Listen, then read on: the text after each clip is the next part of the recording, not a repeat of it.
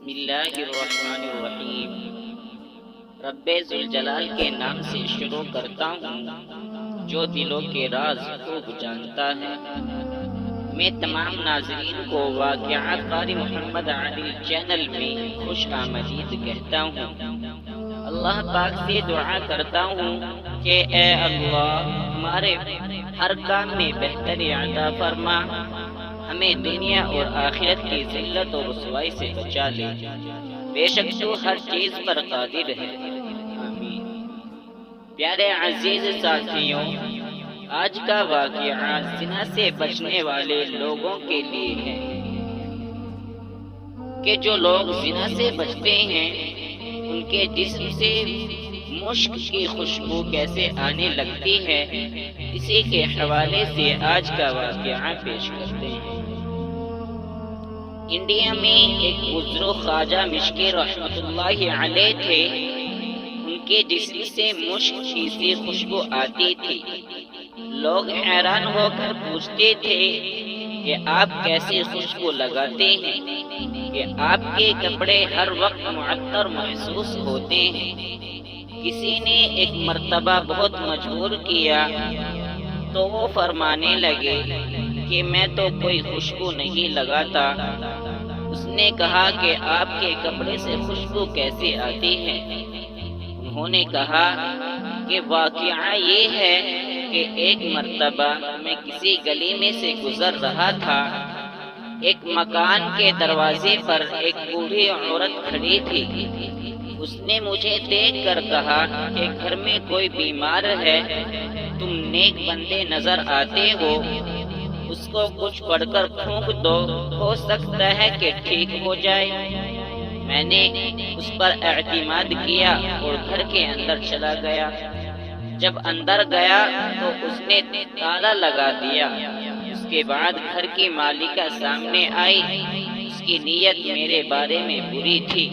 وہ کہنے لگی کہ میں روزانہ تجھے گزرتے ہوئے دیکھتی تھی، میرے دل میں برائی کا خیال پیدا ہوتا تھا، چنانچہ میں نے آج تجھے اس بوڑھی عورت کے ذریعے گھر بلایا ہے، لہذا اب میں گناہ کرنا چاہتی ہوں۔ جب اس نے نیت کا اظہار کیا تو میں بہت پریشان ہوا۔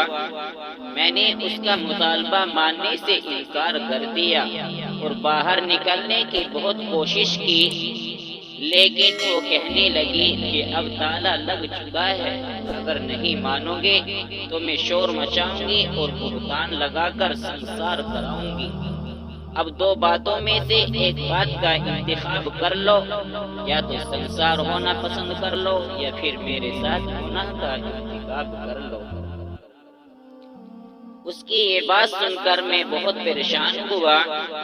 بالآخر اللہ تعالیٰ نے میرے ذہن میں تجویز ڈالی تو میں نے اس سے کہا کہ مجھے بیت الخلاء میں جانے کی ضرورت ہے، لہذا میں فارغ ہو کر تم سے بات کروں گا۔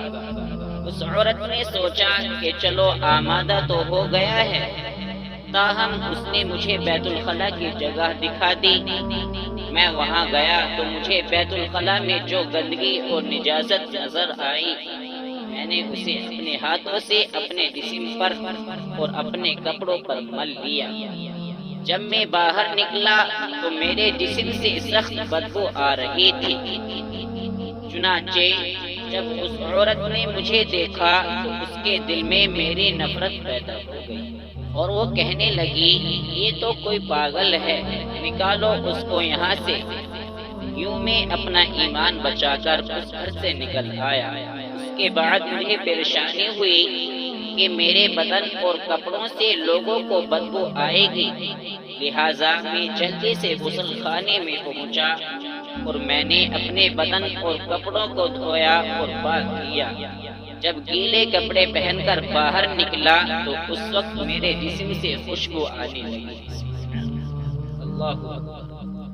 ان کا اصل نام تو کچھ اور تھا، لیکن چونکہ ان کے جسم سے مشک کی سی خوشبو آتی تھی، اس لیے لوگ انہیں خواجہ مشکی کہہ کر پکارتے تھے۔